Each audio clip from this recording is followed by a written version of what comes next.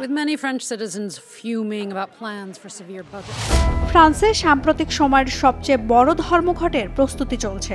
Trade ইউনিয়নগুলোর নতুন প্রধানমন্ত্রী Sebastian লেকোর্নুরের উপর চাপ সৃষ্টি করতে একজোট হয়েছে, যাতে তিনি বাজেট কাটছাঁটের পরিকল্পনা পুনর্বিবেচনা করেন এবং মজুরি, পেনশন ও জনসেবা নিয়ে কার্যকর পদক্ষেপ নেন।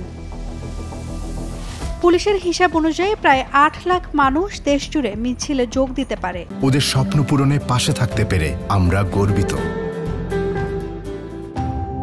এতে স্কুল, রেল ও বিমান পরিবহন ব্যাপকভাবে ব্যাহত হবে। নিরাপত্তা নিশ্চিত করতে ৮০,০০০ পুলিশ মোতায়েনের পরিকল্পনাও নেওয়া হয়েছে। এরই মধ্যে প্যারিস ও উত্তর ফ্রান্সের বেশ কয়েকটি বাস ডিপো অবরোধ করা হয়েছে। রাজধানীর পূর্বাঞ্চল এবং সোমের অ্যামিয়েন্সে হাই স্কুলে অবরোধের ঘটনাও ঘটে।